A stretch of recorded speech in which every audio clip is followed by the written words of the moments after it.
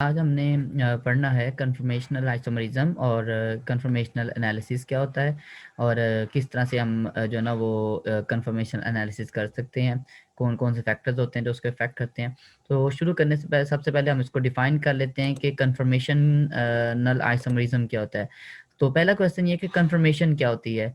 Conformation से मुराद ये होता है कि 2 ऐसे स्ट्रक्चर जिनको आप एक दूसरे में इंटर कन्वर्ट कर सकें सिंपली बाय रोटेशन, मतलब एक सिंगल बॉन्ड के इर्द-गिर्द जो स्ट्रक्चर्स होते हैं उनको रोटेट करके एक स्ट्रक्चर को दूसरे में कन्वर्ट कर लें, तो वो दोनों स्ट्रक्चर एक दूसरे की कन्फर्मेशन कहलाते हैं और उनको हम कहते हैं जी ये एक दूसरे की क्या हैं, कन्फर्मेशंस हैं या इनको हम कन्फर्मेशनल आइसोमर्स कहते हैं, ठीक है? और इस प्रोसेस को हम कहते हैं कन्फर्मेशनल आइसोमरिज़्म।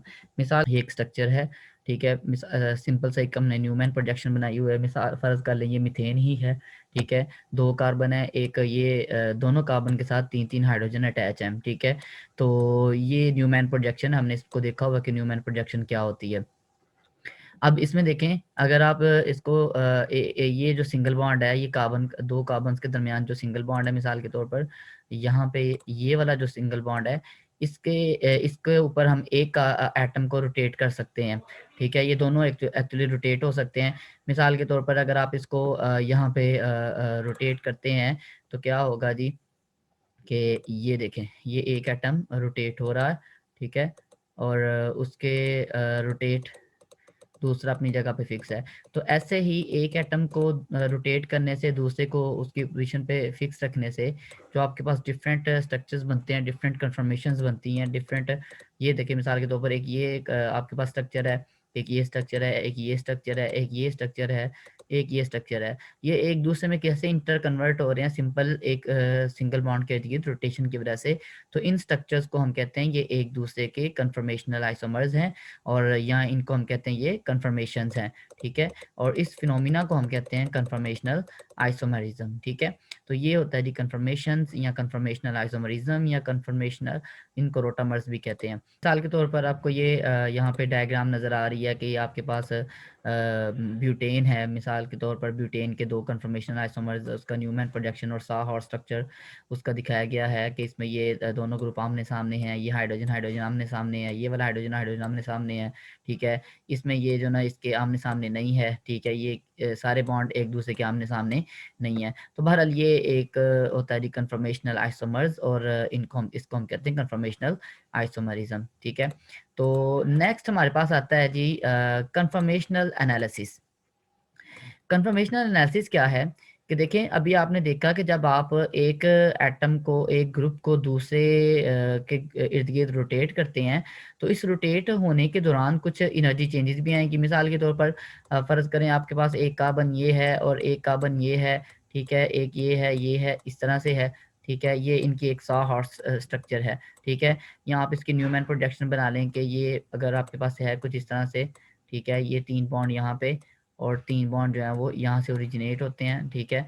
तो अब ये देखिए जब आप इनको इन स्ट्रक्चर्स को रोटेट करेंगे एक-दूसरे के इर्द-गिर्द, तो क्या होगा एनर्जी चेंजेस भी आएँगी, ठीक है? उन एनर्जी चेंजेस को स्टडी करना, उसको हम कहते हैं कन्फर्मेशनल एनालिसिस, इसको हम कि जब आप इसको रोटेट करते हैं मिसाल के तौर पर ये आपके पास ये जो है ना वो रोटेशन हो रही है, एक एटम की दूसरे एटम के इर्द-गिर्द ये रोटेट हो रहे हैं। तो इस रोटेट होने के दौरान डेफ़िनेटली एनर्जी चेंजेस भी आएँगी। इन एनर्जी चेंजेस को स्टडी करना जो है वो कहलाता है कन्फर्मेशनल एनालिसिस, ठीक है? तो हम मुख्तलिफ मॉलिक्यूल्स का कन्फर्मेशनल एनालिसिस करते हैं और उसके नतीजे में देखते हैं जी कि क्या-क्या एनर्जी चेंजेस जो होती हैं वो इन्वॉल्व होती हैं, ठीक है? अब इसको पढ़ने से पहले सबसे पहले हमें देखना पड़ेगा कि भई फ़र्ज़ करें हमने कन्फर्मेशनल एनालिसिस करना है एल्केन का, तो उसको पढ़ने से पहले हमें देखना पड़ेगा कि वो कौन-सी चीज़ें हैं, जो इन एनर्जी चेंजेज़ पे असरअंदाज़ होती हैं या ये जो एनर्जी चेंजेज़ हैं, किन वजूहात की बिना पर आती हैं, किस वजह से आती हैं, कौन-सी ऐसी चीज़ है जो चेंज होती है, जिसकी वजह से ये एनर्जी चेंजेज़ आती हैं, ठीक है? तो इसको देखने के लिए हम देखते हैं फैक्टर्स। तो सबसे पहला फैक्टर जो इसको अफ़ेक्ट करता है, वो है टॉर्शनल स्ट्रेन। टॉर्शनल स्ट्रेन क्या है? कि दो जो एडजेसेंट एटम्स पे बॉन्ड्स हैं, मिसाल के तौर पर एक ये कार्बन है, एक ये कार्बन है, ये दोनों एडजेसेंट एटम्स हैं, इसके साथ ये वाला जो बॉन्ड है और इसके साथ ये वाला जो बॉन्ड बना हुआ है, इन बॉन्ड्स के इलेक्ट्रॉन्स की आपस में जो रिपल्शन होती है उसको हम कहते हैं टॉर्शन स्ट्रेन। आपको पता है बॉन्ड जो होता है वो बेसिकली दो इलेक्ट्रॉन्स, सॉरी, बॉन्ड के अंदर जो इलेक्ट्रॉन्स होते हैं उनकी रिपल्शन की वजह से जो स्ट्रेन आती है, या जो बेसिकली जो स्ट्रेन का लफ्ज़ है, जो स्ट्रेन का लफ्ज़ है उसका मतलब होती है अनस्टेबिलिटी। जो लफ्ज़ स्ट्रेन है, ठीक है, तो उसको उसका मतलब है अनस्टेबिलिटी, या उसको हम कहते हैं एक्स्ट्रा एनर्जी, अनस्टेबिलिटी, और या उसको हम कहते हैं एक्स्ट्रा एनर्जी, ठीक है। और आपको पता है कि जो एक्स्ट्रा एनर्जी किसी मॉलिक्यूल के अंदर आती है तो वो उसको क्या करती है, अनस्टेबल करती है, ठीक है। तो जब मैं लफ्ज़ बोल रहा हूँ टॉर्शनल स्ट्रेन, तो इट मीन्स ये कोई ना कोई अनस्टेबिलिटी है, ठीक है। तो ये अनस्टेबिलिटी होती है टॉर्शनल स्ट्रेन वाली किस वजह से, कि ये जो दो एटम्स हैं इनके जो आपस में ये मिसाल के तौर पर ये कार्बन है और एक ये कार्बन है, ठीक है। इस कार्बन के साथ अगर ये बॉन्ड है और इस कार्बन के साथ एक बॉन्ड है, चाहे कुछ भी लगा हुआ उस बॉन्ड के ऊपर, से कोई फ़र्क नहीं पड़ता, चाहे हाइड्रोजन लगा हो, चाहे कोई और चीज़ लगी हो, तो इस बॉन्ड के अंदर जो इलेक्ट्रॉन्स है, ज़ाहिर है बॉन्ड्स इलेक्ट्रॉन्स बनाते हैं, तो इन इलेक्ट्रॉन्स की आपस में जो रिपल्शन लगती है, इस रिपल्शन की वजह से जो अनस्टेबिलिटी आती है या जो एक्स्ट्रा एनर्जी आती है उसको हम बोलते हैं टॉर्शनल स्ट्रेन। और ये जो टॉर्शनल स्ट्रेन है ये किस पे डिपेंड करती है, ये डिपेंड करती है जी डाइहेड्रल एंगल पे। डाइहेड्रल एंगल क्या होता है कि ये देखें, हर बॉन्ड की एक प्लेन होती है, ठीक है। तो मिसाल के तौर पर ये बॉन्ड है, इसकी ये प्लेन है, ठीक है, ये बॉन्ड है, इसकी ये प्लेन है, ठीक है। इन बॉन्ड्स की प्लेन्स का आपस में जो एंगल होता है उसको डाइहेड्रल एंगल कहते हैं। दूसरे लफ्जों में आप इसको यूं भी समझ सकते हैं कि देखें, एक ये एटम है, एक ये एटम है, इसके साथ ये वाला बॉन्ड बना हुआ है, इसके साथ ये वाला बॉन्ड बना हुआ है, ठीक है। तो बल्कि इसकी एक डायग्राम मैं आपको दिखाता हूँ, ठीक है, कि ये वाला देखें, ये डायग्राम देखें, ठीक है। इस डायग्राम में ये देखें, ये एक कार्बन था, ये एक एटम था कोई भी, ठीक है, और ये एक दूसरा एटम था, इसके साथ एक ये वाला बॉन्ड बना हुआ है, इसके साथ ये वाला बॉन्ड बना हुआ है, ठीक है। ये इसकी प्लेन को शो किया गया, ये बॉन्ड की प्लेन है, ठीक है, ये बॉन्ड की प्लेन है, ठीक है, और ये दूसरे बॉन्ड की प्लेन है। इन दोनों प्लेन्स का आपस में एंगल है 90 का इस वक्त। तो ये जो दो बॉन्ड्स की प्लेन्स का आपस में एंगल होता है उसको हम बोलते हैं डाइहेड्रल एंगल, ठीक है। अच्छा, इस डाइहेड्रल एंगल को समझने का एक आसान तरीका, शॉर्टकट ये भी है कि मिसाल के तौर पर आपके पास ये एक बॉन्ड है, ठीक है, और एक ये बॉन्ड है, इन बॉन्ड्स के दरमियान आपने डाइहेड्रल एंगल चेक करना है। तो आप क्या करें कि इस ये जो आपके पास ये वाला बॉन्ड है इसको उठा के इसके ऊपर ले आएँ, यहाँ पे ले आएँ, ठीक है। यहाँ पे ला के आप एंगल देख लें, जो एंगल आएगा वो डाइहेड्रल एंगल होगा। एक और मिसाल देखें, ये कार्बन था, फ़र्ज़ करें कि ये कार्बन था, इसका एक बॉन्ड इधर बना हुआ है, ठीक है, और इसका एक बॉन्ड इधर बना हुआ है। अगर आपने इनका डाइहेड्रल एंगल चेक करना है तो सिंपली ये वाला लेट्स सपोज़ इसको उठा के जो है ना उसका कलर हम डिफरेंट कर लेते हैं, मिसाल के तौर पर ये है सब ग्रीन वाला, ठीक है। तो ग्रीन वाले को उठा के इधर ले आएँ, इधर इनका आपस में जो भी एंगल बनेगा वो उसका क्या होगा, डाइहेड्रल एंगल का। उठा के हम इमेजिनरी तौर पे लाते हैं डाइहेड्रल एंगल चेक करने के लिए। तो ये होता है जी डाइहेड्रल एंगल, कि दो एटम्स के जो बॉन्ड्स हैं उनका आपस में जो एंगल होगा उसको हम बोलते हैं डाइहेड्रल एंगल। मिसाल के तौर पर इस बॉन्ड का इस बॉन्ड के साथ इस वक्त डाइहेड्रल एंगल 0 है, इस बॉन्ड का इस बॉन्ड के साथ डाइहेड्रल एंगल क्या है, 0 है, ठीक है। और ये जो डाइहेड्रल एंगल है ये टॉर्शनल स्ट्रेन पे अफ़ेक्ट करता है। जितना डाइहेड्रल एंगल ज़्यादा होगा उतनी टॉर्शनल स्ट्रेन जो है वो कम होती जाएगी, ठीक है। इसको यहाँ से देखें कि अगर ये डाइहेड्रल एंगल 0 का है, ठीक है, अगर यही आप इसको जो है ना वो यहाँ पे ले आएँ मिसाल के तौर पर, ठीक है, ये ग्रीन का और रेड का आपस में एंगल है 0। आप क्या करें कि उसकी रेड की पोज़ीशन चेंज करके उसको यहाँ पे ले आएँ मिसाल के तौर पर, ठीक है। तो जब यहाँ पे ले आएँगे तो ये अब डाइहेड्रल एंगल फाइंड आउट करने के लिए इसको यहाँ पे लेके आएँ, ठीक है। तो अब डाइहेड्रल एंगल क्या हो जाएगा, 90 का। जितना डाइहेड्रल एंगल ज़्यादा होगा उतनी टॉर्शन स्ट्रेन जो है वो कम हो जाएगी। को आप यहाँ से समझ सकते हैं कि ये देखें, ये आपके पास अगर दो बॉन्ड हैं, एक को ब्लू और एक को ग्रीन कलर हमने दिया हुआ है, ठीक है। तो ये जो दो आपके पास बॉन्ड्स हैं या दो कार्बन्स पे दो बॉन्ड्स हैं जिनको आप कंपेयर करना चाह रहे हैं कि इनके दरमियान डाइहेड्रल एंगल क्या है, ठीक है। तो उसके लिए आप देखें कि ये जो दो बॉन्ड हैं, यहाँ पे ये वाला, एक ये वाला बॉन्ड है, एक ये वाला बॉन्ड है, तो यहाँ पे इनके दरमियान जो डाइहेड्रल एंगल है वो इस वक्त क्या है, 0 है। किस तरह से, अगर आप इस बॉन्ड को उठा के उधर ले जाएं, इधर ड्रॉ करें, तो इट मीन्स यहाँ पे इन दोनों के दरमियान एंगल क्या आ रहा है, 0 आ रहा है। ठीक है, अब जैसे ही आप इस स्ट्रक्चर को क्या करेंगे जी, रोटेट करेंगे। ठीक है, मिसाल के तौर पर यहाँ पे डाइहेड्रल एंगल 0 है, तो जब भी आप इसको रोटेट करेंगे तो डाइहेड्रल एंगल में क्या हो जाएगा, इंक्रीज हो जाएगा। यहाँ पे देखें एक बड़ा अच्छा एंगल मिल रहा है आपको डाइहेड्रल एंगल देखने का, ये इनके दरमियान जो है ना इस वक्त डाइहेड्रल एंगल तकरीबन 60 का एंगल ये बन रहा है। ठीक है, अगर आप इसको मज़ीद जो ना वो रोटेट करते हैं स्ट्रक्चर को, ठीक है, तो आप देखेंगे जी कि डाइहेड्रल एंगल मज़ीद बढ़ जाएगा।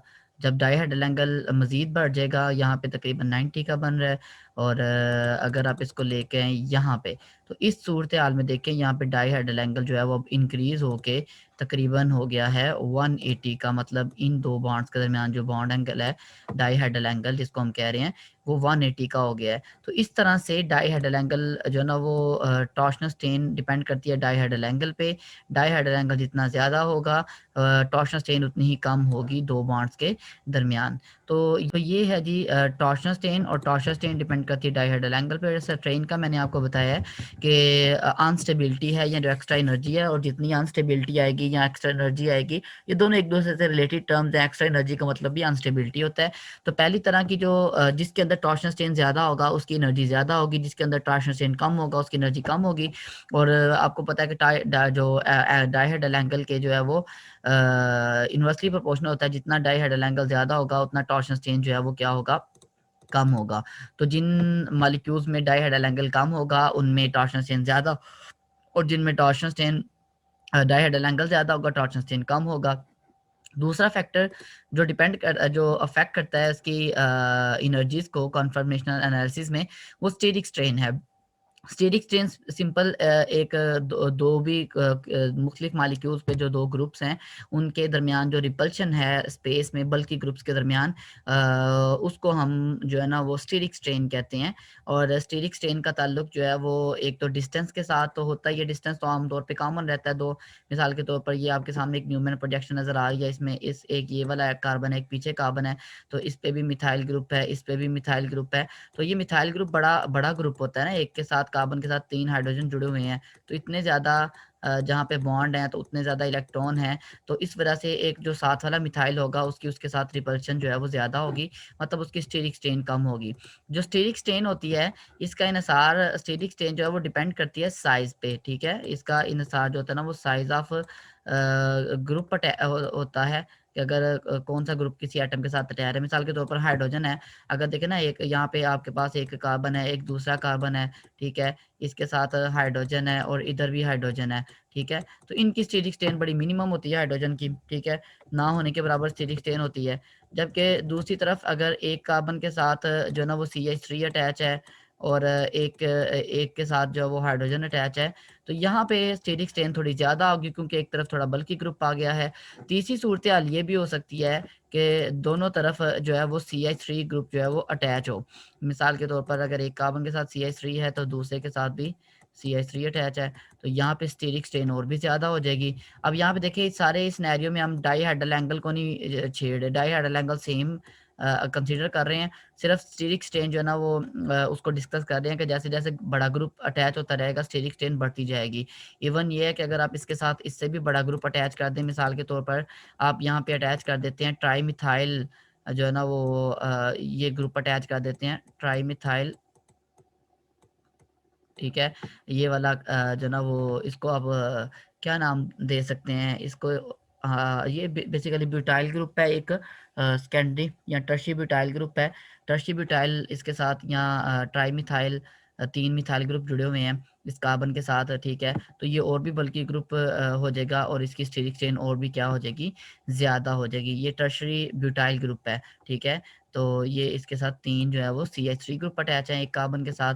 तो वो इनके इन शॉर्ट के जो स्टीरिक स्ट्रेन है उसका ताल्लुक होता है एटम्स के या ग्रुप्स के साइज के साथ। जितना बल्कि ग्रुप ज़्यादा होंगे उनकी स्टीरिक स्ट्रेन भी ज़्यादा होगी। और आपको पता है कि स्ट्रेन का मतलब है अनस्टेबिलिटी। जितनी स्ट्रेन ज़्यादा होगी उतनी अनस्टेबिलिटी ज़्यादा होगी, उतनी एनर्जी क्या होगी, एक्स्ट्रा होगी। ठीक है, और डिस्टेंस पे भी डिपेंड करता है। डिस्टेंस ऑलमोस्ट सेम रहता है लेकिन साइज पे डिपेंड करती है स्टीरिक स्ट्रेन। ठीक है, अब आ जाते हैं हम कंफर्मेशनल एनालिसिस ऑफ इथेन की तरफ। तो कंफर्मेशनल एनालिसिस ऑफ इथेन का मतलब ये है कि जब हम इथेन, आपके सामने ये जो मैंने आपको एनिमेशन दिखाई है अभी, के पास स्ट्रक्चर है, ये मीथेन ही है। ठीक है, इसमें हर एक के साथ 3-3 कार्बन जुड़े हुए हैं। दो ये देखें ना, ये आपको जो नज़र आ रहा है मॉलिक्यूल, इसको अगर हम इस तरह से देखते हैं स्पिन करते हुए, तो ये 2 कार्बन है। दोनों कार्बन के साथ 3-3 हाइड्रोजन जुड़े हुए हैं। अगर आप उसको हाइड्रोजन को ना शो करें तो ये जो ना वो इस तरह से 2 कार्बन है। हर एक कार्बन के साथ 3-3 हाइड्रोजन जुड़े हुए हैं। और ये हम सा हॉट स्ट्रक्चर यहाँ पे देख रहे हैं, ये जो आपके सामने स्पिन कर रहा है। ठीक है, हमने ये देखना है कि जब आप इस स्पिन, ये जो आपके साथ स्ट्रक्चर है, इसमें अगर आप एक एटम को रोटेट करते हैं with respect to the second atom, ठीक है, तो उस रोटेट करने के दौरान कौन सी एनर्जी चेंजेस आती हैं, उन एनर्जी चेंजेस को स्टडी करना जो है ना वो इसका होगा कंफर्मेशनल एनालिसिस। देखिए, आपको पता है कि यहाँ पे हमने 2 तरह की स्ट्रेन डिस्कस की है। 2 तरह की स्ट्रेन, एक हमने पढ़ी है steric strain. Steric strain bond angles पे डिपेंड करती है। मिसाल के तौर पर इस बॉन्ड और इस बॉन्ड के दरमियान यहाँ पे एंगल इस वक्त तकरीबन 60 का है। ठीक है, इसके और इसके दरमियान भी एंगल 60 का है।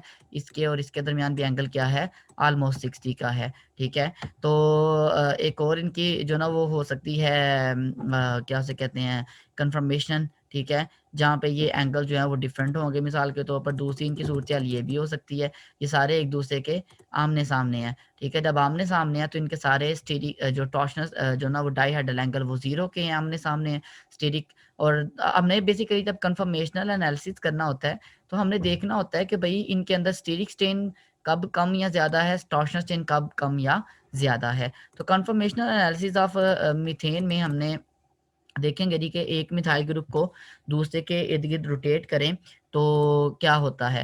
एक्चुअली जब आप इस तरह की रोटेशन करती हैं तो आपके पास एंडलेस कन्फर्मेशंस बनती है, जैसा कि हम यहाँ पे देख रहे हैं। तो कन्फर्मेशनल एनालिसिस ऑफ मीथेन में आप देखेंगे कि भाई देखें, अगर आप एक को दूसरे के इर्द-गिर्द रोटेट करते हैं तो उस रोटेट करने के दौरान क्या एनर्जी चेंजेस आती हैं। तो अगर आप यहाँ पे देखें तो आपके पास कितनी कन्फर्मेशन बन सकते हैं उसकी मीथेन की। अब देखें यहाँ पे इसको रोटेट करें, ये बन जाएगा, ये बन जाएगा, ये नेक्स्ट बन जाएगा, ये बन सकता है, ये बन सकता है। ठीक है, मतलब ये इसको अगर हम बैक रोटेट करते हैं तो बहुत सारी कंफर्मेशन, मतलब 1 2 3 4 5 6 7 8 9 10 11 बेशुमार कंफर्मेशंस बन सकती हैं। लेकिन अगर अब आप यहाँ पे गौर करें ना, तो ये जो सूरत हाल है ना, यहाँ पे देखें मीथेन में दोनों तरफ हाइड्रोजन अटैच है। ठीक है, दोनों तरफ क्या अटैच है, हाइड्रोजन अटैच है। ठीक है, हाइड्रोजन अटैच है तो it means torsional strain, steric strain तो यहाँ पे तकरीबन ना होने के बराबर है। इस हाइड्रोजन, यहाँ पे एक हाइड्रोजन है, यहाँ पे भी क्या है, हाइड्रोजन। ठीक है, यहाँ पे भी हाइड्रोजन है, यहाँ पे भी क्या है, हाइड्रोजन है, इधर भी हाइड्रोजन है और इधर भी क्या है, हाइड्रोजन है। तो हाइड्रोजन हाइड्रोजन के दरमियान स्टीरिक स्ट्रेन तो जो होती है वो ना होने के बराबर है, नेग्लिजिबल है। उसको हम यहाँ पे काउंट नहीं करते, वो यहाँ पे कोई फैक्टर ही नहीं है।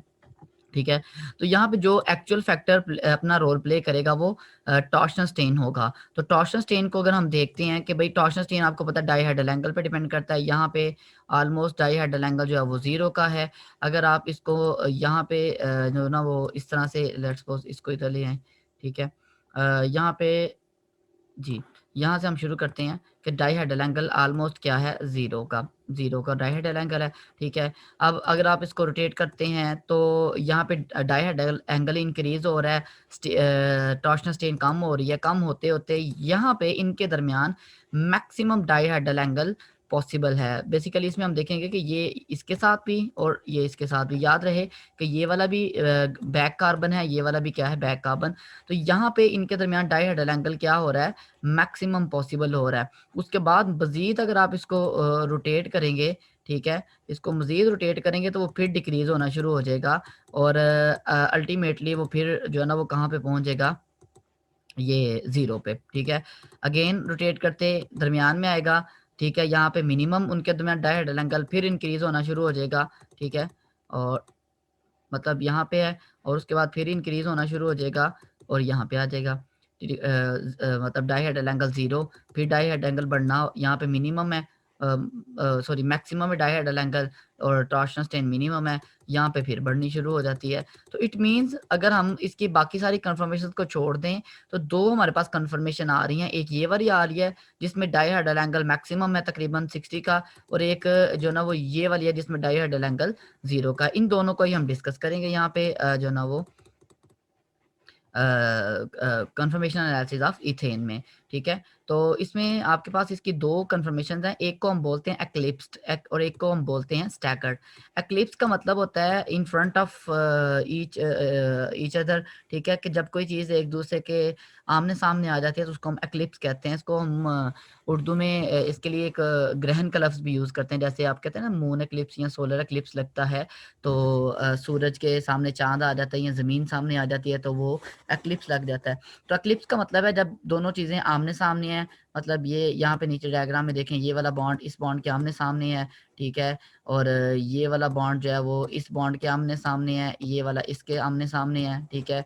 अगर न्यूमैन प्रोजेक्शन में देखें तो ये एक्लिप्स है, ये इसके तकरीबन बिल्कुल पीछे वाले के आमने-सामने है, ये दोनों एक दूसरे के आमने-सामने हैं, ये दोनों एक दूसरे के आमने-सामने हैं। तो ये एक्लिप्स्ड होती है। दूसरी कन्फर्मेशन हो सकती है स्टैगर्ड, जिसमें वो मैक्सिमम डिस्टेंस पे है। यहाँ पे देखें ना, इसके और इसके दरमियान डिस्टेंस मैक्सिमम है, इसके और नेक्स्ट वाले के दरमियान डिस्टेंस मैक्सिमम है, इसके और इसके दरमियान डिस्टेंस क्या है, मैक्सिमम है, ठीक है। यहाँ पे 100 हार्स स्ट्रक्चर में देख लें, ये इधर है और ये वाला हाइड्रोजन इधर है, मतलब इनके दरमियान जो डिस्टेंस है वो मैक्सिमम है। तो जहाँ पे मैक्सिमम डिस्टेंस है या मैक्सिमम डायहेड्रल एंगल है वो स्टैगर्ड कन्फर्मेशन है, जहाँ पे मिनिमम है वो एक्लिप्स कन्फर्मेशन है, ठीक है। अच्छा जी, अब इसका जब हम कन्फर्मेशनल एनालिसिस करेंगे इथेन का, तो उसमें चंद चीज़ें आपने नोट करनी है बड़ी इंपॉर्टेंट, जो आपने अभी उसमें रोटेशन में भी देखी हैं, एनिमेशन में भी देखी हैं जी, ठीक है। वो कौन-कौन सी चीज़ें हैं? अच्छा, ये जो एक्लिप्स्ड और स्टैगर्ड कन्फर्मेशंस हैं, इनको अगर हम कंपेयर करते हैं तो यहाँ पे अगर हम इसको साइड पे थोड़ा-सा ड्रॉ भी कर लें यहाँ, ठीक है। मिसाल के तौर पर मैं इसको नीचे ड्रॉ कर रहा हूँ यहाँ पे नीचे ड्रॉ कर लेते हैं कि ये आपके पास है न्यूमैन प्रोजेक्शन में ड्रॉ करते हैं हम इनको आमतौर पे, वो हमारे लिए इजी रहता है उसको समझना, ठीक है। ये एक बॉन्ड, दूसरा बॉन्ड और ये तीसरा बॉन्ड, पहले वाले कार्बन के, फ्रंट वाले कार्बन के ये बॉन्ड हैं, ठीक है। जो बैक वाला कार्बन है उसके बॉन्ड्स को हम ग्रीन से शो कर लेते हैं, ठीक है। ये 1, 2 और 3, ठीक है। अच्छा, ये आपके पास है एक्लिप्स कन्फर्मेशन। अब उसके बाद आ जाती है स्टैगर्ड कन्फर्मेशन। स्टैगर्ड कन्फर्मेशन हम बना लेते हैं जी, ये लेट्स सपोज ये हमारे पास दायरा है, ठीक है, और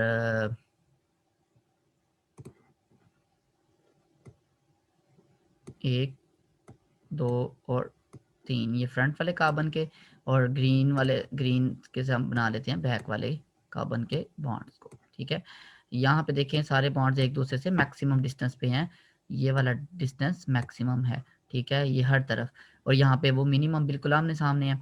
अच्छा, अब यहाँ पे देखें, इन दोनों को कंपेयर कर लेते हैं। एक्लिप्स में क्या है, सारे कार्बन कार्बन हाइड्रोजन बॉन्ड एक दूसरे के आमने सामने है, रेड वाले और ग्रीन वाले आमने सामने, रेड वाले ग्रीन वाले आमने सामने, डाइहेड्रल एंगल 0 है, मिनिमम है, मतलब इससे 0 से कम तो नहीं ना हो सकता। आमने सामने जब होते हैं तो और जब डाइहेड्रल एंगल मिनिमम है तो टॉर्शनल स्ट्रेन मैक्सिमम होगी। जितना टॉर्शनल स्ट्रेन का मतलब है अनस्टेबिलिटी, एक्स्ट्रा एनर्जी, तो अनस्टेबिलिटी मैक्सिमम होगी, ठीक है। तो इसका मतलब है कि जो एक्लिप्स कन्फर्मेशन है उसकी एनर्जी जो है वो मैक्सिमम है, ज़्यादा है, और वो कम स्टेबल है। जितनी एनर्जी ज़्यादा होती है उतनी वो चीज़ कम स्टेबल होती है। दूसरी तरफ एक्लिप्स में स्टैगर्ड में देख लें कि सारे कार्बन हाइड्रोजन बॉन्ड एक दूसरे से मैक्सिमम डिस्टेंस पे है, डायहेड्रल एंगल तकरीबन 60 का डायहेड्रल एंगल बन रहा है हर एक बॉन्ड का दूसरे के साथ, इसका इसके साथ भी ये भी 60 का बन रहा है, ठीक है, और ये भी 60 का होगा, ये भी 60 का होगा, ये भी क्या होगा 60 का। तो सारे डाईहेड्रल एंगल 60 के बन रहे हैं, 60 से मैक्सिमम ज़्यादा पॉसिबल ही नहीं है। तो डाईहेड्रल एंगल जो है ना वो मैक्सिमम है, तो टॉर्शन स्ट्रेन क्या होगी, मिनिमम होगी। जितना डाईहेड्रल एंगल ज़्यादा होगा उतनी टॉर्शन स्ट्रेन क्या हो जाएगी, कम होगी। टॉर्शन स्ट्रेन का मतलब है एक्स्ट्रा एनर्जी या अनस्टेबिलिटी। तो इसमें इसका मतलब है कि इसकी एनर्जी मिनिमम है स्टैगर्ड की, और जो एक्लिप्स्ड है उसकी एनर्जी क्या है, मैक्सिमम है। ठीक है, तो अब यहाँ पे हाँ, तो इसकी इनकी एनर्जीज़ का एक्चुअली डिफरेंस कितना होता है, इन दोनों का एनर्जी का डिफरेंस होता है 12.5 किलो जूल पर मोल एट रूम टेम्परेचर। ठीक है, एक्लिप्स्ड और स्टैगर्ड जो इथेन की कंफर्मेशन है, उनकी एनर्जीज़ का डिफरेंस, ये मतलब अगर हम इसको एनिमेशन में आपको मैं दिखाऊं 3D में, तो ये आपके पास है एक्लिप्स्ड। ठीक है, जिसमें सारे बॉन्ड आपस में आमने सामने हैं, और इसके बाद ये वाला जो हमारे पास स्ट्रक्चर है ये स्टैगर्ड है, जिसमें वो एक दूसरे से मैक्सिमम डिस्टेंस पे हैं। तो इन दोनों की को एनर्जी को हम देखने हैं, एक ये है और एक ये है। इन दोनों की एनर्जीज का आपस में जो डिफरेंस है वो 12.5 किलो जूल पर मोल का है। ठीक है, तो इसकी वजह से जो ना वो जो स्टैगर्ड है वो ज़्यादा स्टेबल है, और जो एक्लिप्स है वो कम स्टेबल है। अच्छा, यहाँ पे एक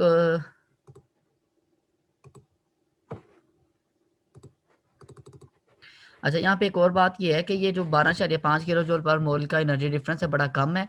रूम टेम्परेचर पे इससे ज़्यादा एनर्जी अवेलेबल होती है। तो अगर अब हमारे माइंड में ये आता है कि इथेन दो तरह से एग्जिस्ट करता है, एक्लिप्स की फॉर्म में या स्टैगर्ड की फॉर्म में, तो एक्चुअली इन दोनों में एनर्जी डिफरेंस इतना कम है कि ये एक बड़ी तेज़ी से एक दूसरे में इंटर कन्वर्ट होते रहते हैं। तो एट ए टाइम ये दोनों कन्फर्मेशन में एग्जिस्ट करता है, या यूँ समझ लें कि जो इथेन के मालिक्यूल हैं उनमें बड़ी हर वक्त कन्वर्जन होती रहती है, एक्लिप्स से स्टैगर्ड में, स्टैगर्ड से एक्लिप्स में। ठीक है, अच्छा, इसका अगर हम ग्राफिकली रिप्रेजेंट करें, ये जो एनर्जी डिफरेंस है हमारे पास, इसकी जो दो कंफर्मेशन है, कि अगर हमने इसको शुरू किया है मिसाल के तौर पर यहाँ से, यहाँ पे देखें ये वाला डाईहेड्रल एंगल 0 का है, सारे बॉन्ड आमने सामने हैं। ठीक है, तो आपको पता है कि ये एक्लिप्स फॉर्म है। एक्लिप्स की एनर्जी जो है वो 12.5 है या 12.2 किलो जूल पर मोल, जितनी भी हमने यहाँ पे पीछे देखी है। ठीक है, 12.5। ठीक है, 12.5 इसकी एनर्जी है। लेकिन उसके बाद जो स्टैगर्ड, अच्छा यहाँ पे हमने फ़र्ज़ किया हुआ कि स्टैगर्ड की एनर्जी 0 है, तो स्टैगर्ड के लिहाज से एक्लिप्स की एनर्जी 12.5 ज़्यादा है। ठीक है, एक्चुअली ये एनर्जी डिफरेंस है, ये एनर्जी नहीं है। ठीक है, इसी तरह फिर अगर आप उसको यहाँ पे घुमाएंगे तो फिर ये एक्लिप्स फॉर्म में चला जाएगा। ठीक है, अगर आपको इस तरफ घुमा रहे हैं, इसको ना इस तरफ घुमा रहे हैं, फिर आप इसको इस तरफ घुमाएंगे तो स्टैगर्ड बन जाएगी ये वाली, और फिर आप इस स्टैगर्ड को घुमाएँगे तो एक्लिप्स बन जाएगी यहाँ पे। ठीक है, इधर से आप इधर आए थे। ठीक है, इसको फिर इधर घुमा रहे हैं, तो फ्रंट वाले को अगर आप यहाँ पे ना एक्चुअली जो रोटेट किया गया है वो बैक वाले कार्बन को रोटेट किया गया है। यहाँ पे देखें ये वाला जो कार्बन हाइड्रोजन था, सॉरी, इसको रोटेट करके यहाँ पे लेके आए हैं। ठीक है, तो ये आपके पास बन गया स्टैगर्ड। अब उसके बाद इसको फिर पकड़ के इधर लेके आए। ठीक है, ये मतलब 60 पे रोटेशन हुई थी, उसके बाद 120 पे हो जाएगी। हर 60 की रोटेशन के बाद एक एक्लिप्स बन रहा है, और उसके अगले 60 के बाद जो है वो स्टैगर्ड बन रहा है। ठीक है, इसको आप यहाँ से फिर इधर लेके आएँ। ठीक है, तो ये आपके पास स्टैगर्ड बन गया। इसको फिर यहाँ से इधर लेके जाएँ तो ये बन गया एक्लिप्स बन गया। यहाँ से यहाँ लेके जाएँ तो ये फिर क्या बन जाएगा, स्टैगर्ड बन जाएगा। यहाँ से फिर यहाँ पे लेके जाएँगे तो जहाँ से आपने शुरू किया वहीं पे आ गए। तो एक 360 की रोटेशन के दौरान आपके पास सिर्फ 2 ही फॉर्म्स आ रही हैं, एक जो ना वो स्टैगर्ड और एक एक्लिप्स्ड। ठीक है, डाइहेड्रल एंगल 0 या डाइहेड्रल एंगल 60 के। तो ये था जी कन्फर्मेशन एनालिसिस ईथेन का, और इस तरह से इसको हम ग्राफिकली ड्रॉ कर सकते हैं। ठीक है,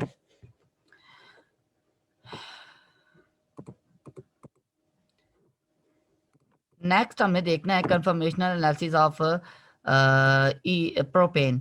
देखिए, प्रोपेन का जो भी कंफर्मेशनल एनालिसिस इथेन के जैसा ही है। ये अगर आपके पास एक प्रोपेन है मिसाल के तौर पर, प्रोपेन में एक CH3 यहाँ पे आप लिख लें। ठीक है, 3 कार्बन वाला होता है, और इसके साथ 2 हाइड्रोजन अटैच हैं। ठीक है, यहाँ पे H है, यहाँ पे H है। ठीक है, और यहाँ पे भी एक हाइड्रोजन है। ठीक है, इसके साथ दोनों तीनों के तीनों हाइड्रोजन है।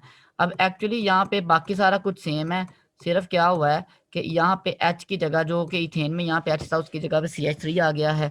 आपको पता है कि बाकी सारी चीज़ों का फ़र्क तो नहीं पड़ेगा, सिर्फ फ़र्क पड़ेगा स्टीरिक स्ट्रेन का, ठीक है।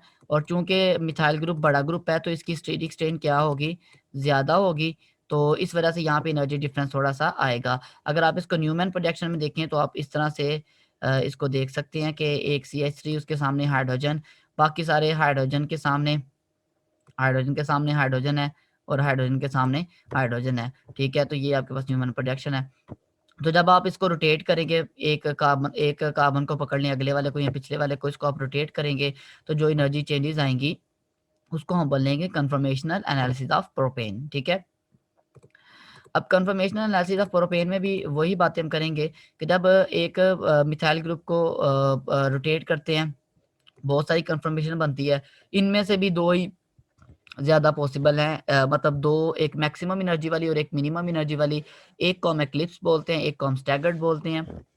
एक्लिप्स वो होती है जिसमें सारे बॉन्ड आमने सामने हैं, और स्टैगर्ड वो है जिसमें सारे बॉन्ड एक दूसरे से मैक्सिमम डाइहेड्रल एंगल पे हैं। और एक्लिप्स की एनर्जी ज़्यादा होती है, स्टैगर्ड की एनर्जी क्या होती है, कम होती है। और यहाँ पे एनर्जी डिफरेंस थोड़ा ज़्यादा हो गया, 14 किलो जूल पर मोल का, क्योंकि यहाँ पे स्टीरिक स्ट्रेन इन्वॉल्व हुई है। बाकी सारा कुछ वैसा ही है, ठीक है। तो यहाँ पे देखें कि इसमें अगर इसको हम डिटेल में पढ़ते हैं, ड्रॉ कर लेते हैं पहले एक्लिप्स और स्टैगर्ड को, ठीक है। ये हमारे पास अगर एक है, ये दूसरा है, ठीक है। और यहाँ पे हम बॉन्ड्स ड्रा कर लेते हैं।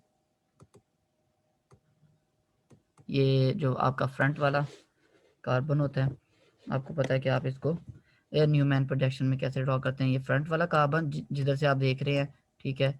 और जो बैक वाला है उसको हम शो करेंगे, इसका भी फ्रंट वाला ड्रॉ कर लेते हैं, ठीक है। बैक वाले को हम शो करेंगे ग्रीन से। एक्लिप्स में क्या होगा कि ये एक आमने सामने, ठीक है, और ये आमने सामने है, ठीक है, आमने सामने है,